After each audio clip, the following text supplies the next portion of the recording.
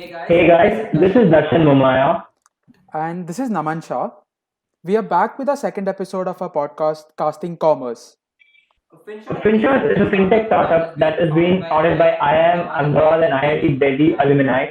They are building a product that helps simplify longer news articles to just a read of few minutes. Finshots was started by foundation of four people, and today we have one of them to enlighten us on how their journey began and how it all works there. So, today with us, we have Mr. Shrehith Karkera, co founder of the famous newsletter Finshots. Hello, sir. We're really happy to have you today, and we're really grateful that you took time out of your busy schedule for this. So, a lot of us are, great fans of Finshots from the right when it started. Like, I'm personally, reading it from the very beginning when Finshots approached the campus. So, I really, love the articles. I really love the infographics. There's something to learn each day. So, like, it's really, I want to know about like how it all started, sir. Like, can you just give a brief idea about like how it started? What was your journey of this startup? Yeah, hey, I'm glad you asked that question, actually. The fact of the matter is, I suppose, most people see us today as being just a newsletter, but I can assure you that's not necessarily what we started with. So right out of college, I think one of the things that we were trying to solve for was sort of this abysmal retail participation in the Indian market ecosystem. Now, you have to remember that when we started, we weren't necessarily trying to get more people, using, let's say, the newsletter that we have today. But then we were simply focusing on stocks, financial markets. We just wanted to see why people weren't trading as much and what we could do to sort of solve this problem. And initially, we thought the problem was perhaps on the execution side. I mean, when you go on, let's say, Zerodha, which is, obviously the leading stockbroker in the country right now, as a novice, I mean, as somebody who's never traded before, if I were to go on the platform and sort of trade stocks, it seemed like it was a very complicated sort of journey for me, especially with the with most of the things that we know about stocks, right? Buying, selling, even the simple act of buying and selling can be extremely complicated if you're not well versed with sort of the lingo that's common in the industry. So we were trying to solve for it on the execution side. We believe that we could build a platform that could simplify this whole process. So there's an excellent startup in the US called Robinhood, which simplify the process to an extent where when you're buying and selling stocks, it almost feels as if you're buying and selling stuff on Amazon, right? I mean, you add to a cart and then you place the order, and then the transaction is done. Yay, everybody's happy. So we sort of wanted to break down the whole process and sort of get it down to a point where anybody can access stock market investing. But then we realized that perhaps fundamental at a more fundamental level, besides the execution challenge, maybe there's something else there. I mean, yeah, we still have only about, I think it's less than 2% of the people that are sort of actively investing. But if you actually look at the proportion that trade on an active basis, you're looking at a very, very tiny number. So we saw, okay, fine. If we even if we focus on the execution side, I don't think we'll make much of a dent. But how about we try and get more people to trade as is? How about we educate people so that they come and they're encouraged to go to a Zerodha or go to an Upstocks, go to other brokers to sort of buy and sell stocks. And that's when we realized, suppose I mean, back then the hypothesis was very simple. We thought maybe the reason why people aren't trading is not necessarily because there's execution problems, maybe because they just don't understand it. I mean, how many of, I mean, just to give you an example, I remember talking about this back in the day. When you look at Page Industries, for instance, right? I mean, nobody knows Page Industries. Everybody's jockey. I mean, jockey is something that everybody's aware of. But Right. but when you look at Page Industries, nobody knows. But Page Industries is perhaps one of the most successful stock in the company. I mean, in sort of the market ecosystem that we have today. Yeah. It's outperformed so many ways that you can't even imagine, right? I mean, it's a stock that everybody is comfortable with. Everybody should know about it, but they don't, right? So we thought, okay, fine. How about we bring these stories in a way that's more accessible to people, and maybe that'll get them excited, right? I mean, if I can invest in a brand that I use on a daily basis, maybe that'll help me sort of get acquainted to the whole buying and selling of stocks. So we started with these long form articles where we sort of, took these popular scripts. I mean, talk about Titan, right? Eicher Motors, right? And, Royal Enfield, Right. Page Industries, Chalky, Nestle, right? I mean, these are products that you interact with, and we sort of condensed them. We told amazing stories. We made it seem as if these are brands that are relatable. This is what you can go buy and sell on the market as well, on the bourses. So Right. once we did all of that, we thought this will solve the problem. Unfortunately, even though we were writing these long form articles, we saw that the people that were reading this stuff weren't necessarily the newbies that we wanted to target. And these were people who were actively trading day in and day out, and they were just reading it for fun. So we weren't making a lot of dent either way. So ultimately what we decided was this was not going to work to get more people into the ecosystem. Perhaps we should even sort of drill down a level below, right? I mean, go back to where it all starts: finance, economics, policy, right? Maybe that'll sort of get people excited about finance as a domain, and maybe you'll see more people perhaps like stocks, I suppose. So that's how the whole transition began, right from college to solving for the execution problem to then drilling down to just talking about finance. So yeah. Wow, so that's really nice. Like that's this is really a nice story of how it all started. Yeah. So, sir, like how you told that you want to make people aware, you want to educate them. So there are very few people who would take up this challenge to make people aware. So usually people after they complete an MBA, what they do is they choose a mainstream route and they just get through the placements and then try to get a job for themselves. But what made you take this risky move to start a startup venture?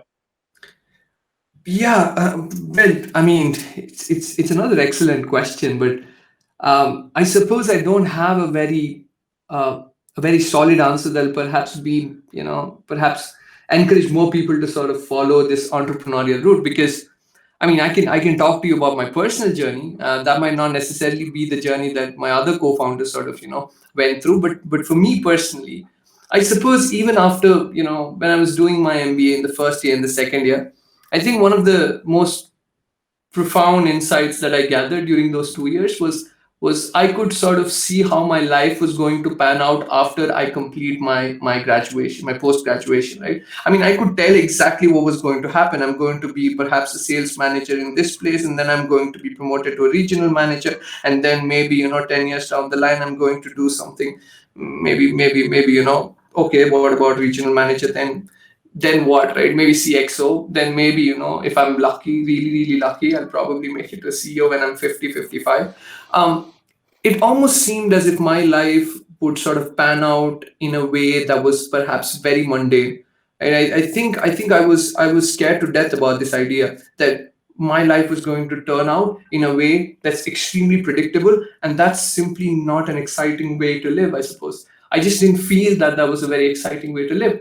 I mean, I remember thinking about this. I mean, it's a rather philosophical idea, but if you could, I mean, if you could, sort of chart your life this way, I mean, what's the difference between the past and the future, right? I mean, if you Right. know exactly how your future is going to pan out, what's necessarily separating it from the past? So I had sort of this, a profound philosophical conundrum, I suppose, in the second year, and I realized that I have to do something about it. Because if I didn't, perhaps every single day after this very moment, I'll wake up every single morning thinking about existential dread. Right? What am I going to do with my life? And I suppose I was very scared of that. So all I was looking for was an escape, right? Escape from routine, escape from certainty. I know it's counterintuitive, but that's essentially what it was. I mean, for all the for almost all of my life, I think I ended up pursuing certainty. Right? Certainty in the sense that okay, I'm going to get my degree, I'm going to do this, I'm going to do that. But then when it was almost coming to an end, sort of, when we were wrapping things up, felt there was a lot of uncertainty that I really needed, right, to make my life exciting, to sort of spice it up. So I think I was looking for an escape, and placements really weren't necessarily, something that I was looking at. Like I said, it was very, very boring. So anybody who sort of was willing to offer me an escape, I'd have taken them up on the offer. And at the same time, one of my classmates, I mean, right now co-founders with me, Pawan, I think approached me sort of saying, well, he was working on a project on retail participation, financial markets, etc. and he asked me if I wanted to do something. And funnily enough, he wanted me to be a CTO, which is, because I had a tech background, so he thought I'd sort of fit well. What he didn't know was I couldn't code to save my life, right? I mean, I was terrible at coding. I don't know how I got my degree in computer science. I just couldn't do it. But the sort of the existential dread that I was talking about was so overwhelming that I decided to lie my way through. I told him I could do it. I told him I'd be a CTO, and I obviously never did it. But the fact of the matter was, I was looking for an escape so desperately that I chose to lie my way through this whole initiative. And I said, okay, we'll do it, right? We'll go ahead.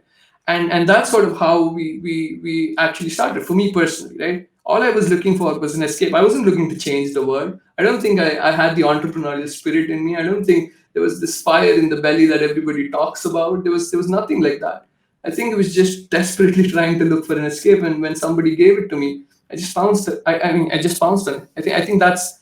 And I know, like I said, it's not a story that most people like to hear, but that's how it happened, right? I mean, that's how my journey began, I suppose, with entrepreneurship. Yeah. Wow, that's really great. But this escape actually turned out to be something which is really, really nice. I mean, the product like turned out to be an amazing product. So I think it was a great. It's actually great that you thought of something like this and this product built. So yeah. Okay, coming to my next question, yeah, since you started with something called Finception, and after that, it got changed to Finshot. So, what was the journey like? What is Finception and how it became Finshots?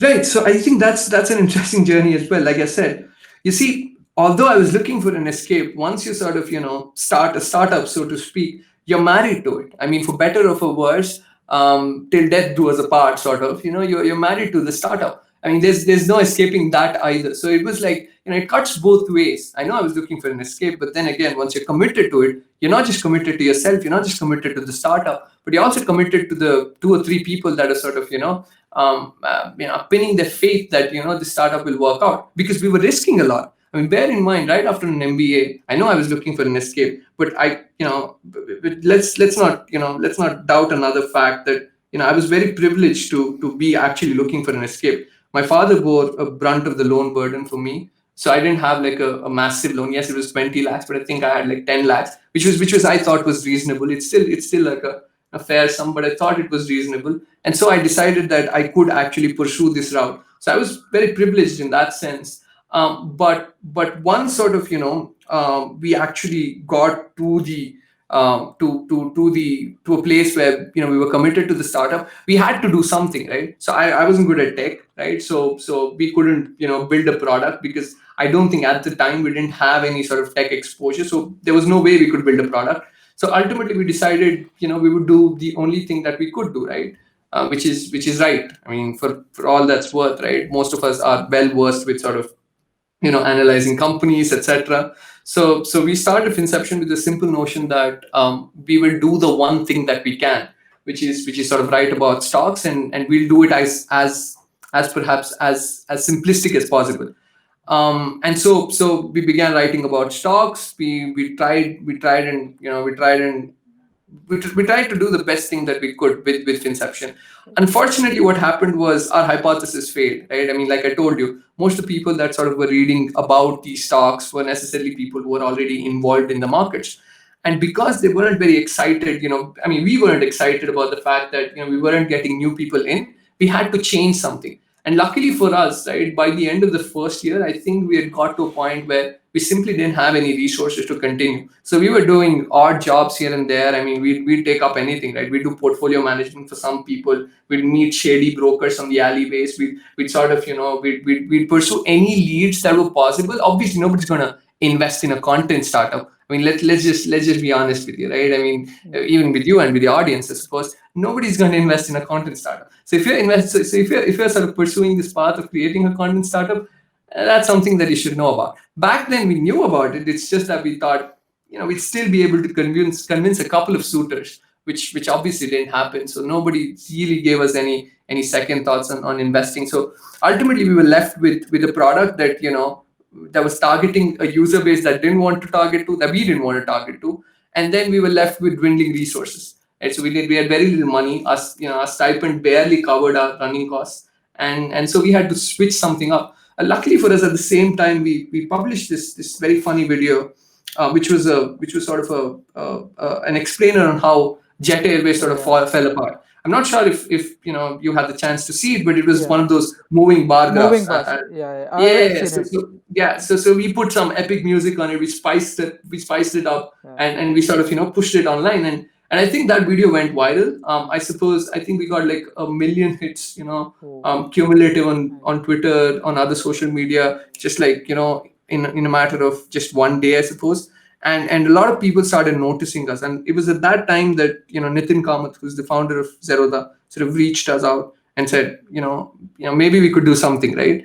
Yeah. And so when he came on board, he obviously was looking to just grow the ecosystem, right? He wasn't a traditional VC who was trying to invest and then sort of walk away with an exorbitant return, IRR, right? So that wasn't necessarily what he was trying to do. So he was very willing to invest in us, and obviously with the resources and with the confidence that Zerodha will be backing us, we could actually try out new things. And so we decided that we were going to put Finception on the side burner and then perhaps focus on something that would get young people interested in finance. And so that's how this idea of Finshots, sort of, I think, broke ground. So yeah, so that's I mean, essentially it was just one viral video that sort of gave us the impetus to say that, well, okay, fine, let's try something else. And obviously Finshots has, I mean, based on the past 1 year at least, I think it's worked out well, far exceeded our expectations at least. So yeah, so clearly more people seem to be relating with Finshot. So yeah, that's how it panned out. Wow, that's really nice.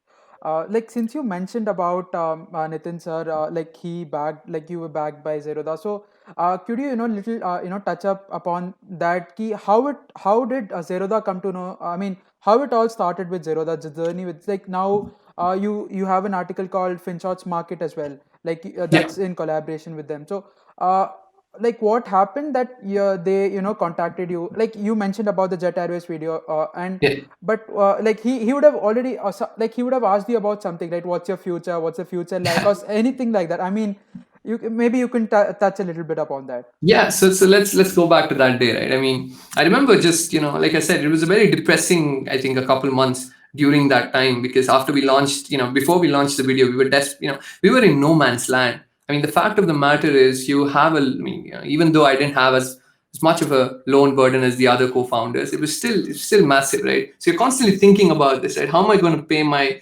rent next month, right? What am I going to tell my parents? I can't keep asking them money. I mean, I'm already old enough, so I have to sort of figure out a way to sustain myself. So there are all these thoughts going ahead, and then you're also working on this startup that perhaps it's doing reasonably well, but we're not able to generate enough cash flows to sustain ourselves. So I still remember at the time when we launched the video, it was a very sort of, I think, a somber atmosphere back home, right, with me and the co-founders and everybody, right. And when we got the call, we didn't get a call from Nitin. We got a call from we got a message, actually. We got a message from Karthik Rangappa.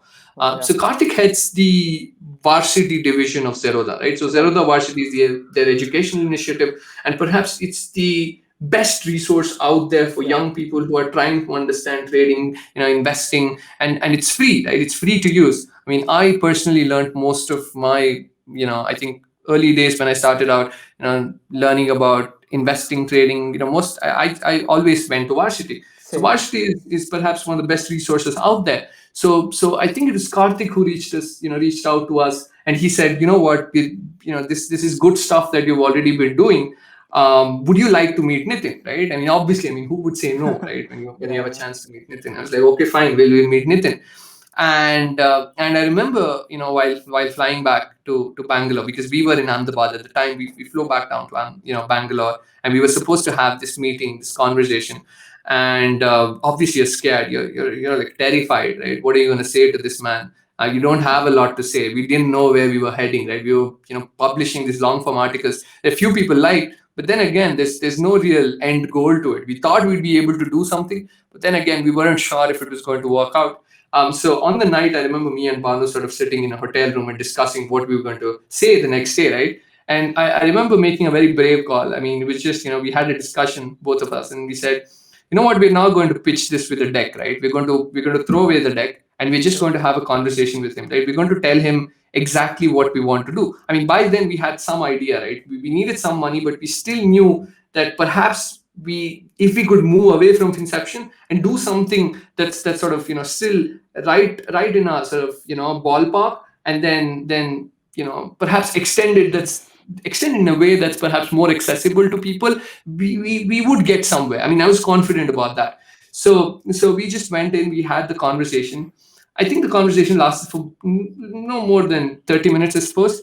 And there wasn't one question about revenues, projections. There was nothing, right? There was no cash flows.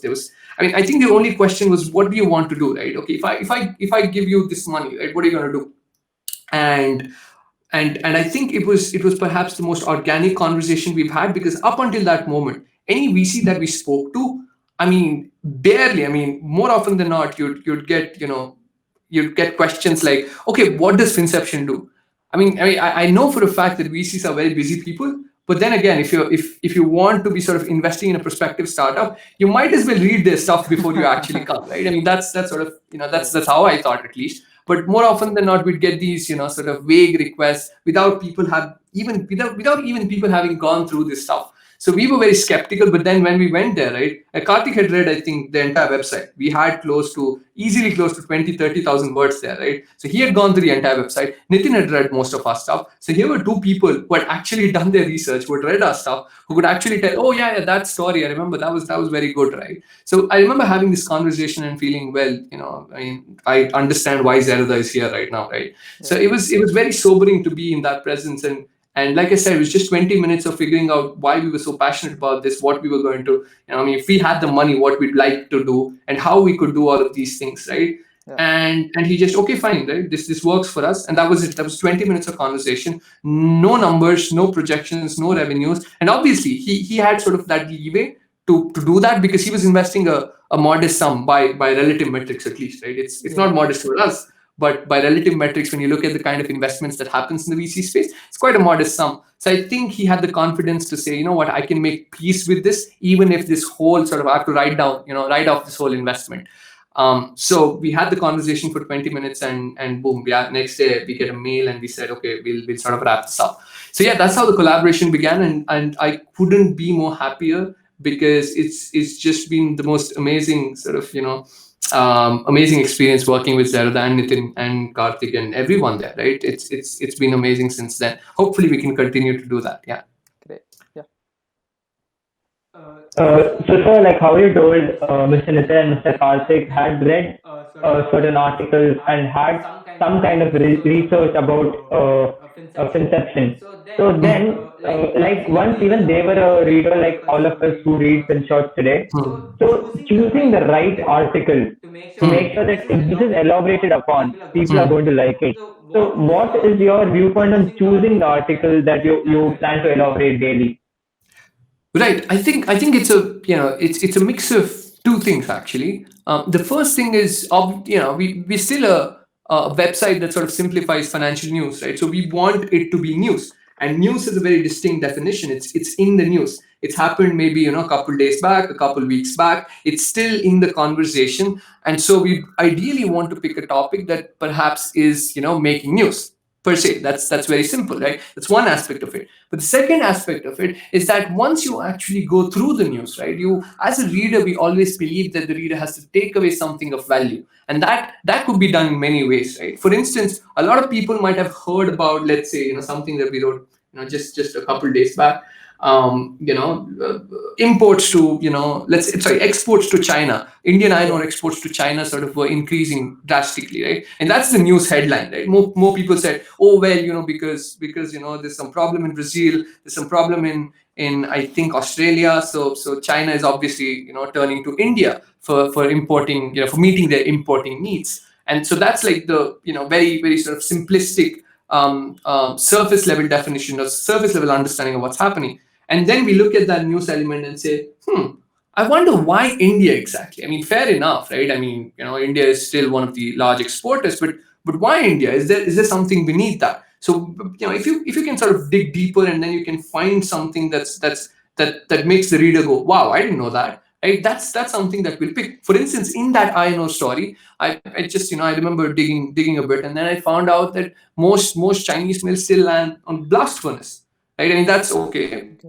okay. Blast furnace, how is that connected, right? And then I found out, okay, you can't shut down a blast furnace that easily, right? Okay, that makes sense. But why India, right? And then you find out, oh, if you're not able to shut down a blast furnace, the only way to sort of keep it running is to put junk steel in it, sorry, junk iron ore in it, and then get junk steel, even if it's not selling, right? At least they can keep the mill, sorry, at least they can keep the steel mills running. I mean, that's sort of that's sort of a connection that suddenly makes a lot of sense. And we felt that, okay, fine, if a reader were to read this, he'll still walk away with something of value. He'll have learned something about blast furnace. He'll have learned something about how these sort of integrated steel mills work, and he'll learn exactly why China is importing from India. And that's a story that I believe most people would like to read, right? So every time we pick a headline, we see if we can sort of dig down deep and find something of value, something that'll make the reader go wow, right? Obviously, I'm not saying that we're successful every single time, but at least that's sort of the goal where we want to be. So that's sort of our sort of approach to picking news. And obviously, that also means that there's sort of a bottleneck there. We won't find as many articles all the time,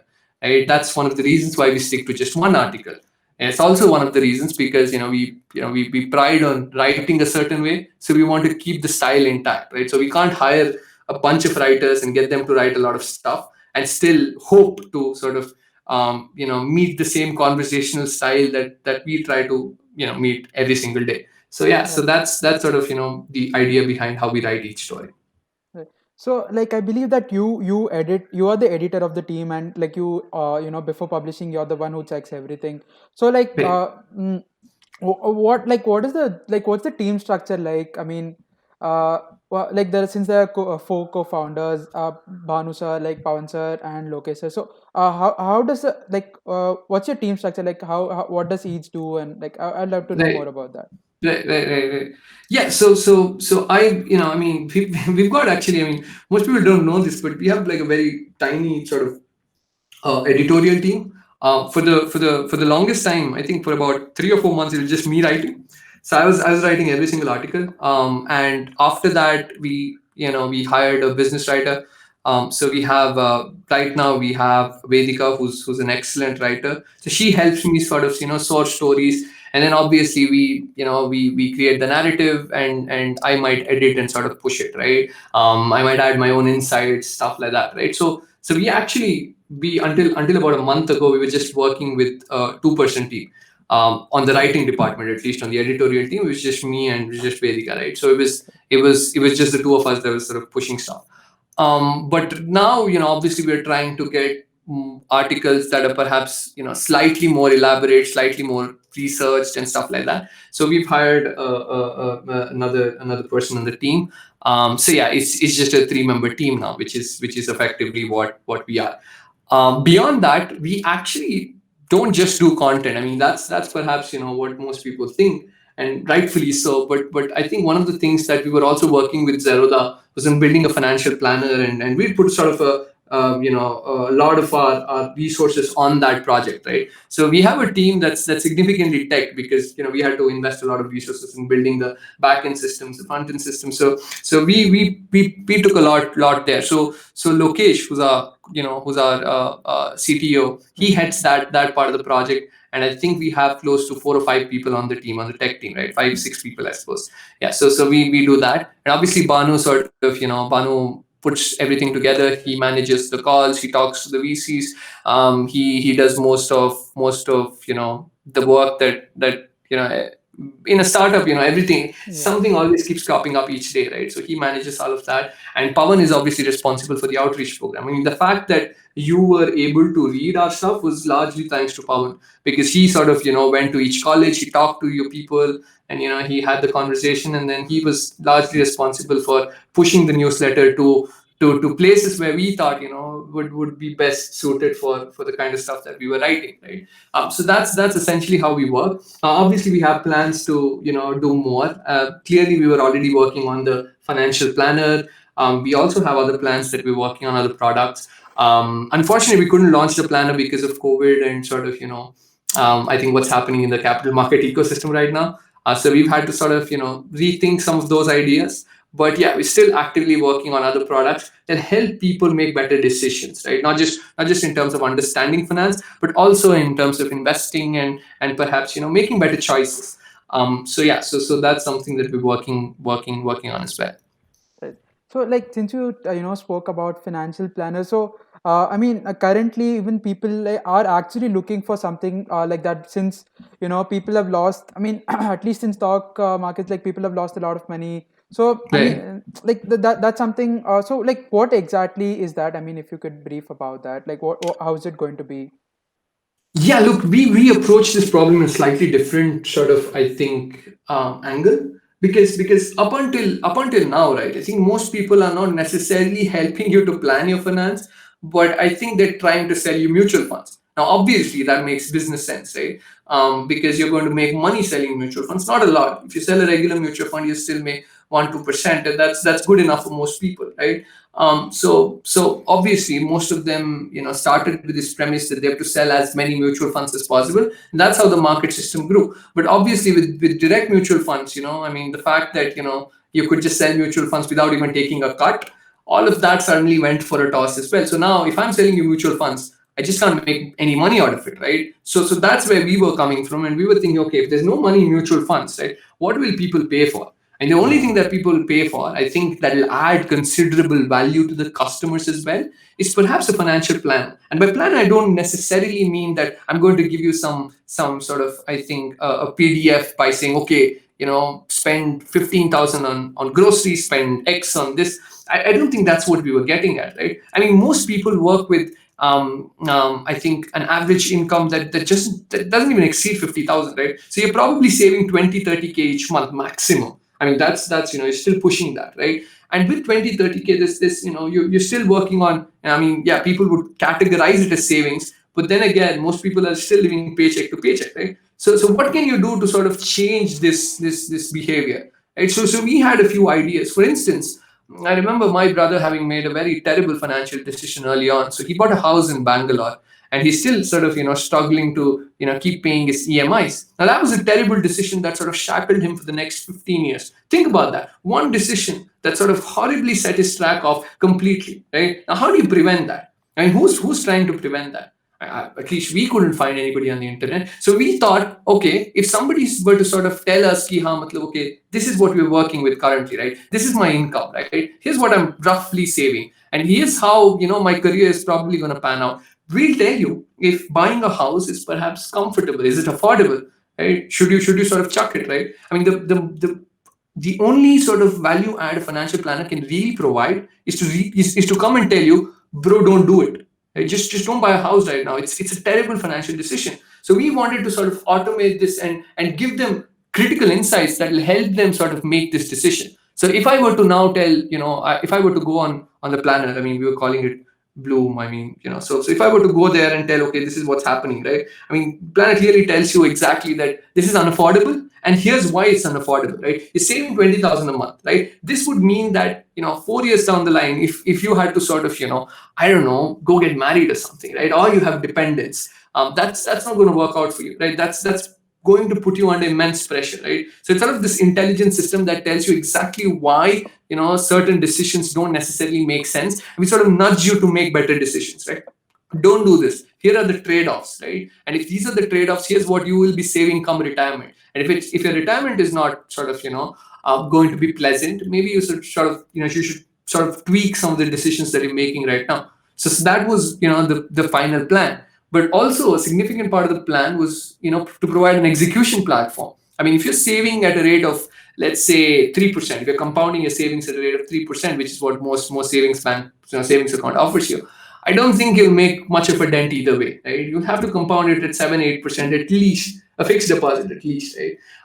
So we were sort of trying to put together an execution platform, and we wanted people to invest in bonds, etc. So as to reduce volatility, so as to give them more confidence to say that what, my money is not going to go for a toss. I'm not going to see significant drawdowns. If I invest 100 rupees, I'm not going to see my capital erode by 10 rupees and my portfolio at 90 anymore. So we had all of these ideas, and that's what we were supposed to do.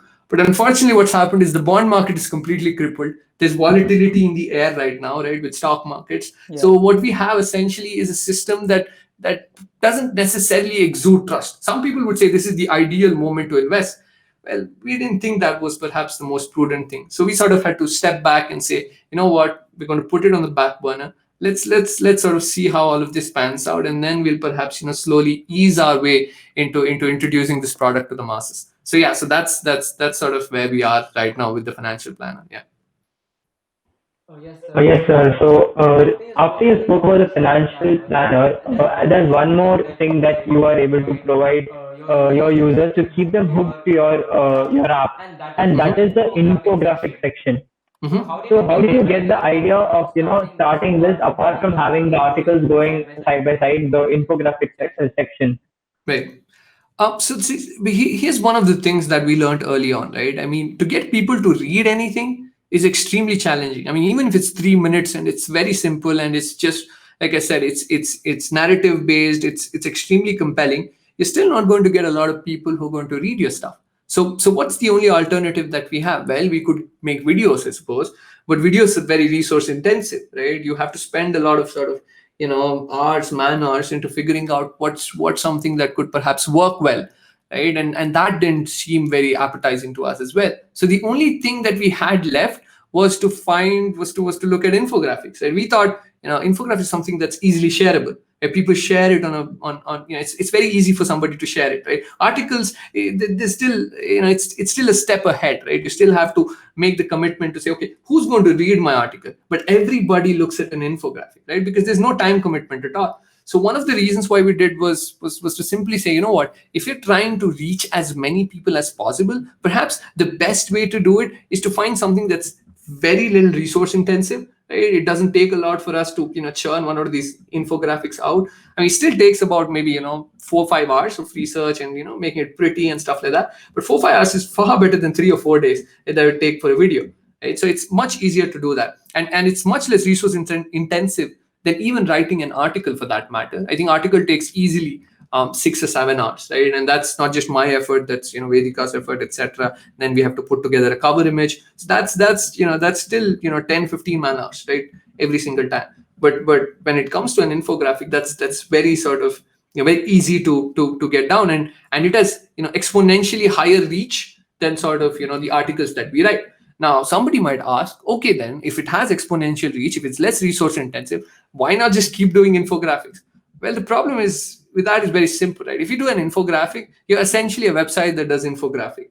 If you're doing Finshots, okay, if you're educating people, you're a financial educator, right? Which means people trust you. People trust you for their information. People trust you with the narratives that you sort of that you build with respect to financial stories. And effectively, the relationship between a brand and the customers evolve, and sorry, the readers in this case evolve very differently, right? Very, very differently. So that's one of the reasons why we still have to stick to doing our articles, because there's considerable value to our daily readers there. But then again, infographics sort of amplifies that reach much more. So it's much easier to go down that route, simply to bridge the gap between reach and sort of the product and the image as a brand that we're trying to build. Yeah. Right. So basically, from what I understood, the infographic act as building traction to the product, and like Finshots is obviously for educating everybody. Like Yes.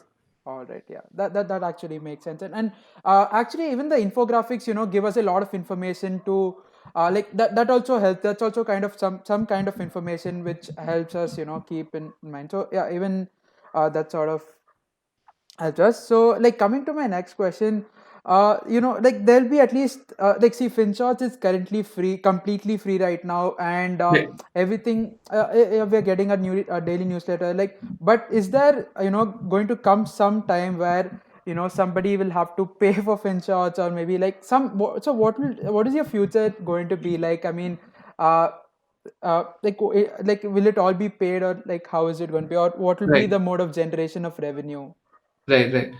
So that's a good question. I think that's something that a lot of people ask us, because I think one of the things that we constantly get is, how are you able to push out high quality articles by keeping it free, right? I mean, it doesn't make sense. Well, to a large extent, it doesn't make sense in the sense that, well, most people would like to see revenues right off the bat.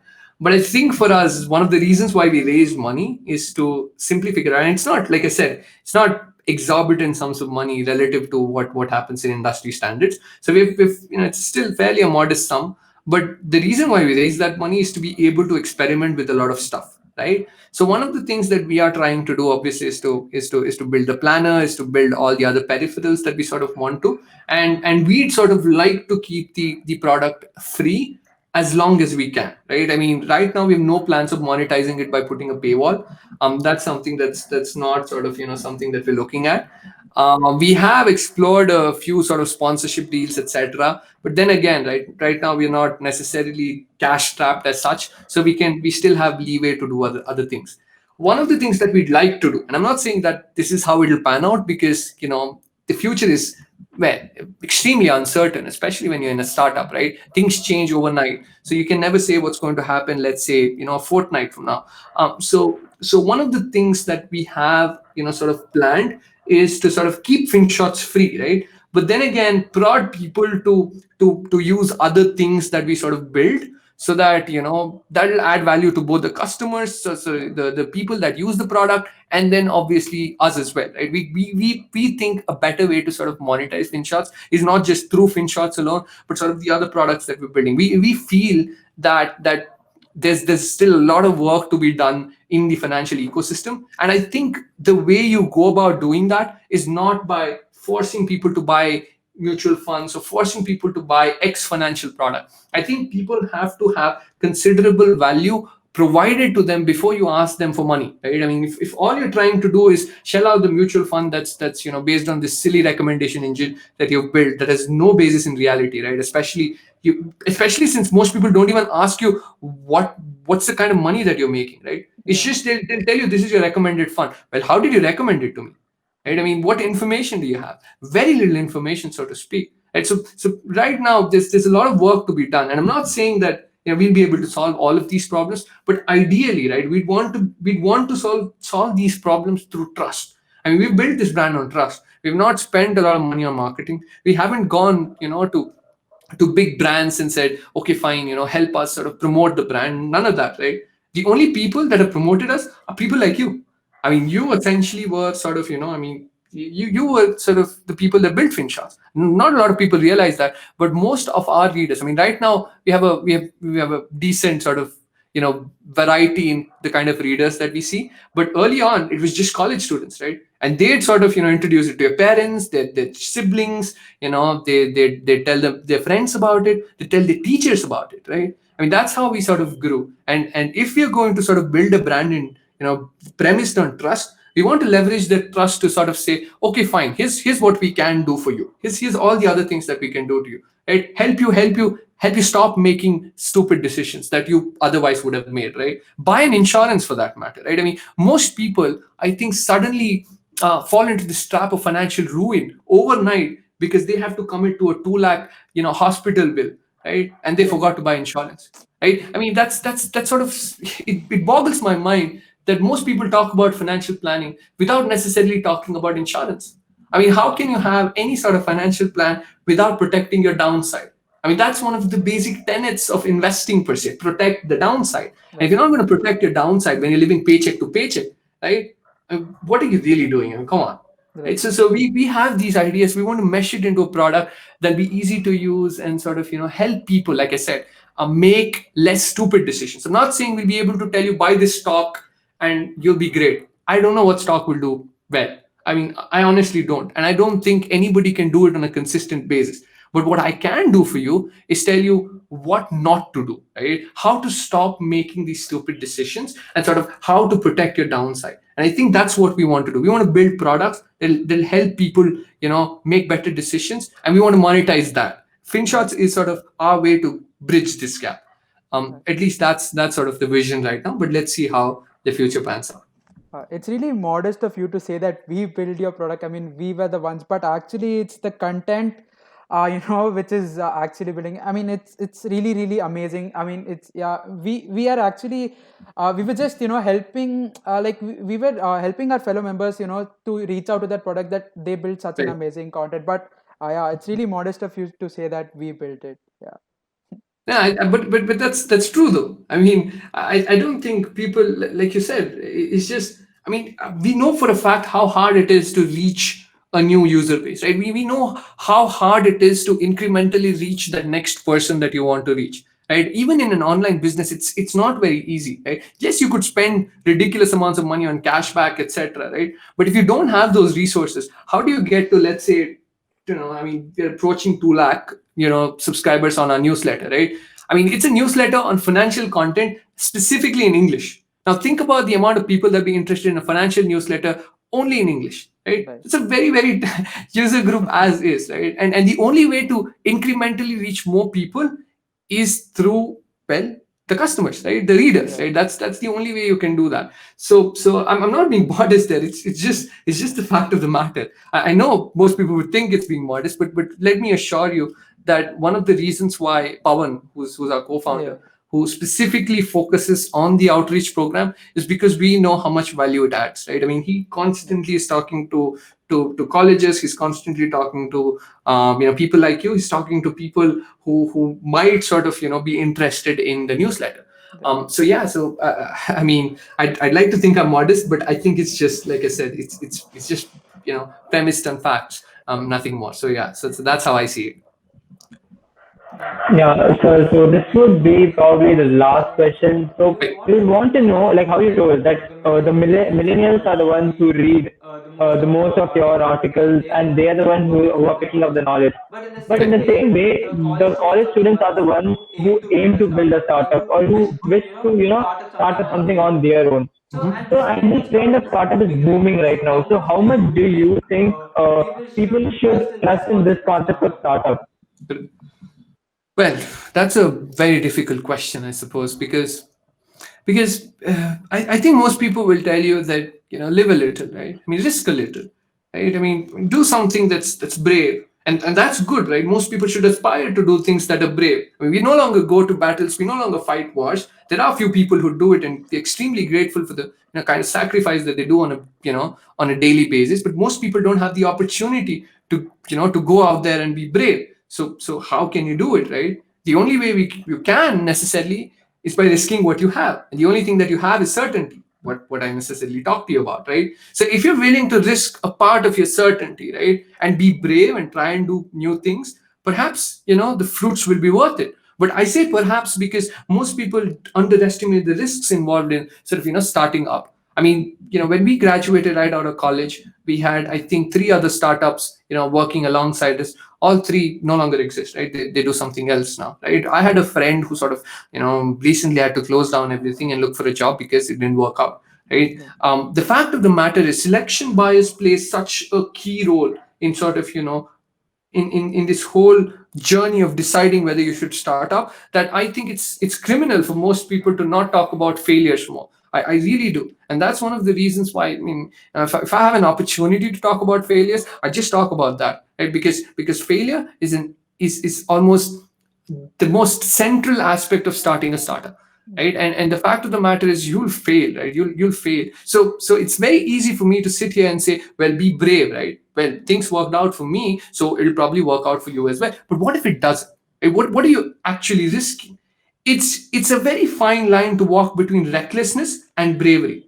I mean, if you're reckless, right, and if you sort of give up everything that you worked for and you're down in the dumps, there's very little that you can do then. Very few people are going to sort of pat you on the back and say, well, it's okay, let's just walk, let's just try and get back up, right? It seldom happens, right? Most people have to pick up the pieces themselves, and it's a very terrible place to be in.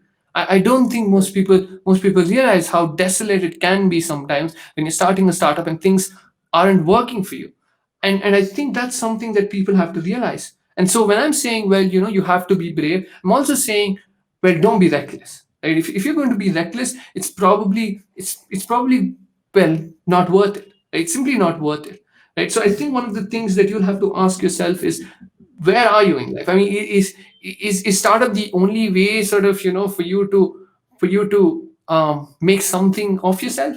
I mean, that's something that I think most people should ask themselves. And if they feel that's the answer, right? If they feel like I did, Right. there's no escape, right? I can't live with existential dread. I might as well, you know fail trying something that I'll probably regret 10 years down the line. I mean, if this sense of regret is so overwhelming and you sort of can't do anything about it, and you desperately want to change the world, as some people do, and they want to change the world, they don't like to sort of whine about problems anymore. If you're one of those people, maybe you should be brave and stand up and say, I'm going to do a startup. But if you're still on the tenterhooks, brother, like, just like, sit back and maybe think about it, right? Don't be Right. reckless, right? Right. Both men and women. I said brother, but for everyone involved, right? Everyone involved, you can't be reckless. If you are, like I said, sometimes it's not very pretty how things end. So yeah, that's perhaps the only advice I have for people who are willing to start up. Yeah. Yeah. So actually, just 2 more minutes. Like I just like Yeah. this came up. This question came up in my mind, like when you were speaking about failure. So, if you don't mind, I just want to go ahead. Yeah, no problem. Yeah, we Yeah. can do that. Yeah. Yeah. So like, what were some of the failures while starting Finshots, and like how did you overcome them? That is one question, and like Right. another question is like you mentioned that this was an escape out for you. So, do you think that this escape was worth it for you? Okay, so let's go back to the first question. Let's talk about some failures, right? Yeah. So most people look at the I am the bar tag and they think, oh, this guy had it easy, right? Well, that is not true. So Yeah. in my first year, right? I mean, considering the fact that I've written most of, I've written everything on Finception. I've written Okay. most of what's on Finshots as well. You'd think that I had sort of, well, I probably was a whiz kid in finance or something like that. But in the first year of my post graduation, I got a C in accounting. I got a C in costing and control systems. I got a C in macroeconomics. I got a C in microeconomics. I got a C in probability and statistics one. I got C in probability and statistics two. I got C in every economics and finance subject that you could possibly think of. So much so that in the second year, when we had to sort of pick electives ourselves, I desperately chose to do everything in my power to steer clear of finance. I took zero courses in the second year. The courses that I took in the second year, Bhagavad Gita. I took a course on, I think, exploring roles and identities. I took a course in participatory theater, took a course in communication. I took every single course that had nothing to do with finance and economics. Not just that, the co-founder, who's Banu, right? My co-founder Banu, he was actually very good at finance. He was reasonably good. I wouldn't say like the top whiz kid, but he was pretty good. I was so, like I said, he was my best friend back in campus. So we do everything together. So in the second year, when he wanted to take a finance course, because usually finance courses you get better grades, right? They're very objective in the sense. Yeah. So it's not like subjective answers where you always get a B. If you Yeah. write, if you get it right, you get an A, right? Yeah. So even though he wanted to take sort of finance, I sort of prevented him from taking finance courses as well. So we had two people with no sort of financial background and nothing to do, right? So Yeah. so so, so the question then is, how do you sort of end up working in the financial sector when you have such a terrible track record, right? Well, I suppose the one thing that you have to remember is I had a terrible track record because I just didn't like the way finance was taught, and I hated it. I just Right. terrible. Anything that I read on finance was so boring that I despised it. But I think starting in the first year, I think right out of college, once we sort of had, we're dipping our feet and we were working with the startup, I think that's when we had our first bouts of failure, because I remember meeting people and they just thought we had no clue what we were doing, right? I remember having a meeting, sitting down in one of the meetings with somebody who's an important stakeholder. At least I think that person thinks he's an important stakeholder in what we did eventually. Who went on to say, well, what do you even do in the startup, right? And he looked at me and said, and he was right. I mean, what do I do, right? I don't know about finance. I can't do tech, right? I'm not very smart either, right? I didn't have the best grades. I don't think I had anything that is sort of worthwhile, right? So I think that I took that sort of as a personal affront to my ego, I suppose, and so I thought, okay, what can I do? What is the one thing that I could do? And so I really liked stories, right? So I thought, if I'm going to do this whole finance thing, I'm going to read up as much as I can, but I'm not going to read from the textbooks. I'm going to read from storytellers. So I think one of the things that I did early on was read every book that I could find my hands on that had really good storytelling. So I'd read Right. a random walk down Wall Street, right? Because Burton Malkiel is one of the best storytellers out there when it comes to talking about financial stock markets, right? Finance and stock markets. I'd read Peter Lynch, right, because he told stories about stocks. I read tried to read Benjamin Graham, but not Yeah. necessarily. It's not very easy. But I tried to read about anything that could get me excited, right? About psychology and investing, about behavioral economics, right? Richard Yeah. Thaler. I'd read anything that I could get my hands on, so that I stopped being so shitty, man. Like I just didn't want to feel so bad. I just didn't want to feel so worthless. Right? So I just did that, and luckily for us, we ended up writing these stories, and I could finally put some of these skills to use. One of the first stories I remember we wrote was on I think Eicher Motors, right? And I spent about 15 days writing that story because I wanted to be perfect. And back then I was reading this book, Good to Great, by this gentleman. I don't remember, but yeah, Jim Collins. Yeah, it was Jim Collins, right? So I was reading this book, and I realized, and there's this quote where he says, and it's a very profound quote. I wrote about it recently, but it says, "Good is the enemy of great," right? Because so many people are comfortable being just good that they don't want to be aspired to be great, and that's how the first story starts. That's how our first stock story began. So that I took that sort of to my heart and said, okay, fine. I'm trying to be less good now. So how about we try and do the best that we can, right? Do the best Yeah. that we can. So we just sat together. I mean, not just me, right? I mean, Panu, Pawan, and everyone involved, right? It was everybody just sort of wanted to be better than everybody out there, right? Because it just seemed like nobody really took us seriously. Everybody thought, okay, these guys are just doing it because they have a stipend incoming, and it works Yeah. for them. So yeah, the first year was terrible because nobody gave us a shot. We were outsiders. Nobody had done anything on the content space, and we were just trying to make a name for ourselves. So it was extremely hard. It was riddled with sort of failures because, like I said, nobody took us seriously. But ultimately, I suppose the second question that you asked, is it worth it?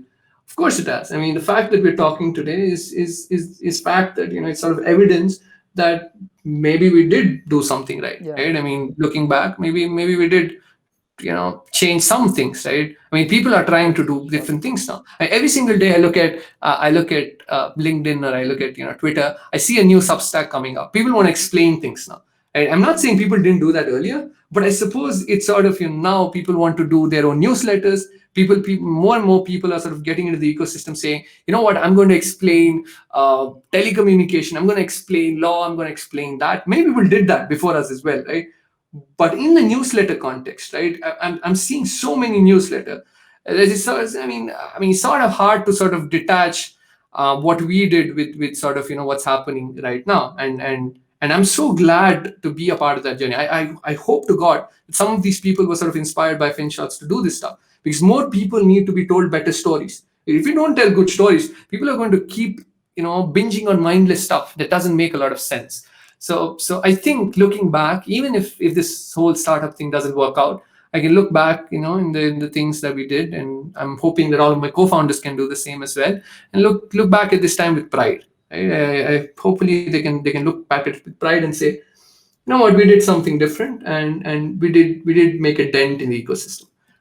Yeah. So yeah, I think hopefully that answered both questions. Yeah, sir. Like, yeah, it was. I mean, yeah, it did answer, and like, thanks a lot. I mean, for Yeah. accepting. It was really, really, really amazing and great to speak to you. I Yeah. personally learned a lot of things in this 1 hour conversation, and I'm really grateful and thankful to you. Yeah. So from your journey, what the listeners and viewers are going to take back is whether they love finance, whether they don't know about it, or have a very little knowledge about it. Startups like Finshots is the place for them to find out the knowledge and gain that knowledge. So that is something that you have given to the viewers and listeners today. From the second episode of Casting Commerce, this is it. Please do like, share, and subscribe. We are available on YouTube and Spotify. Thank you so much. Yeah. Yeah. Thank you, Naman. Thank you, Darshan.